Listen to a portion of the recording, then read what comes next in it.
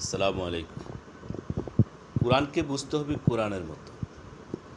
নিজের পছন্দের হুজুরের মতো কোরআন বুঝলে হবে না।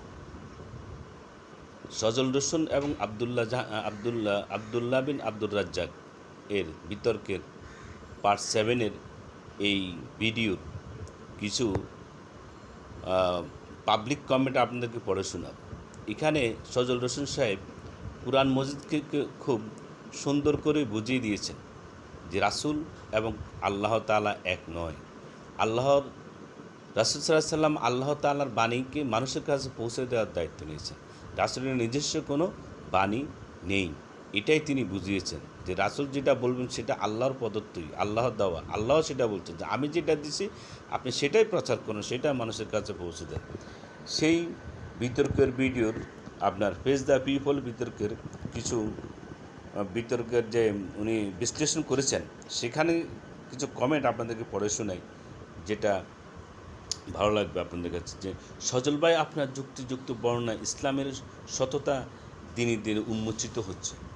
এরপরে বলে রাখি, এই ভিডিওর লিঙ্ক কিন্তু এই ভিডিওর ডেসক্রিপশনে দেওয়া থাকবে, আপনারা দেখবেন। ভাই, আপনার উপর আল্লাহর রহমত শান্তি বর্ষিত হোক, আমিন। মানুষ কেন নিজের মস্তিষ্কে সুব্যবহার করে না, আশ্চর্য হয়। আপনার ভিডিও শুনে ৫৬ বছর বয়সে অর্থশক কোরআন শিখতে উদ্যোগ হয়েছে, মাশাআল্লাহ। শুরু করে আরবি পড়া, ইচ্ছা অনুযায়ী অর্থ প্রকাশ করা, শুরু করে আরবি পড়া এবং ইচ্ছা অনুযায়ী অর্থ প্রকাশ করে, এটাই হুজুরদের প্রধান হাতিয়ার। এটাই দিয়েই ধর্ম ব্যবসা ছাপিয়ে যায়। সজল রোশন এই ভিডিও তাই বলছেন যে সুর করে আরবি পড়ে নিজের ইচ্ছা মতো ব্যাখ্যা প্রদান করলে হবে না, সেটা তিনি বলছেন। এই সমস্ত ট্রেডমার্কের টুপি পড়া চিপস মার্কার হুজুররা ইসলামের চিপসের মতো সুস্বাদু করে উপস্থাপন করে, যা খেলে স্বাস্থ্য ঝুঁকি বাড়ে। আল্লাহ আমাদের কোরআন বোঝার তৌফিক দান করুন। ভাইয়া, এর ভালোভাবে বোঝানোর পরেও যদি, এত ভালোভাবে বোঝানোর পরেও যদি কেউ না বোঝে, তাহলে আর কিছুই করার নেই। আল্লাহ তাআলা তাদেরকে হেদায়েত করুন। আমি ইন্টারনেট থেকে হাতে গোনা 2 থেকে 3 জন লোক পেয়েছি যারা সত্যি ইসলামের প্রচার করে, তার মধ্যে আপনি অন্যতম। ধন্যবাদ। কোরআন একটি বিধান হিসাবে মেনে নিলে সকল মানুষের সকল সমস্যার সমাধান হবে, চিন্তার পরিবর্তন ঘটবে। আল্লাহ ছাড়া কারো বিধান দেওয়ার ক্ষমতা নেই। তিনি আদেশ দিয়েছেন যে তিনি ব্যতীত অন্য কারো ইবাদত করো না, এটাই সরল পথ, কিন্তু অধিকাংশ লোক তা জানে না। সূরা ইউসুফ আয়াত 40। কোরআন সম্পর্কে আমরা উদাসীন বিদায় ইসলাম হতে দূরে সরে যাচ্ছে। এত সুন্দর করে কম আলেমে আলোচনা করে, জ্ঞান আল্লাহর দান। লেভাস তারিখ তথাকথিত অধিকাংশ আলেমের একমাত্র উদ্দেশ্য হচ্ছে প্রকৃত ইসলামের মন গড়া থেকে মানুষকে, মহাসড়ক থেকে মানুষকে কুসংস্কার গুমারের অন্ধকারে গলিপথে ধাবিত করা। এক্ষেত্রে আপনার প্রচেষ্টা খুবই অসাধারণ। আপনার কোরআন বর্ণনা শুনে কোরআনের পূর্ণ অনুধাবন করে পড়েছি। পূর্বে আলেমদের উপর নির্ভর করতাম, এখন সারবৈবী নিজেই বুঝতে পারছি। দোয়া আপনাকে।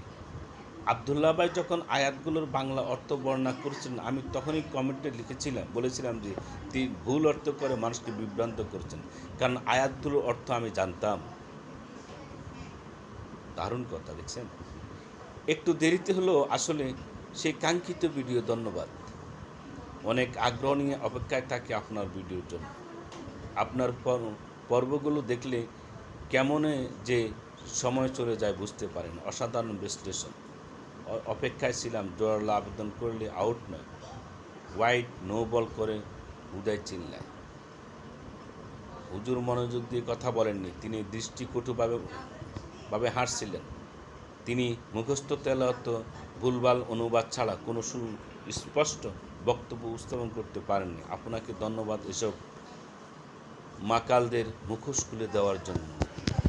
দেখুন, একজন সাধারণ মুসল্লি, সাধারণ ব্যক্তি বললেন কি যে আবদুল্লাহ ভাই যখন উনি বলছেন যে আবদুল্লাহ ভাই যখন আয়াতগুলো বাংলা অর্থ বর্ণনা করছিলেন, আমি তখনই কমেন্টে বলেছিলাম যে তিনি ভুল অর্থ করে মানুষকে বিভ্রান্ত করছেন, কারণ আয়াতগুলোর অর্থ আমি জানি। উনি আরেকজন ব্যক্তি, উনি কিন্তু সজল রোশনও না, অন্য ব্যক্তি কমেন্ট করেছেন। আমাদেরকে সঠিক বুঝ দান করুন, আমিন।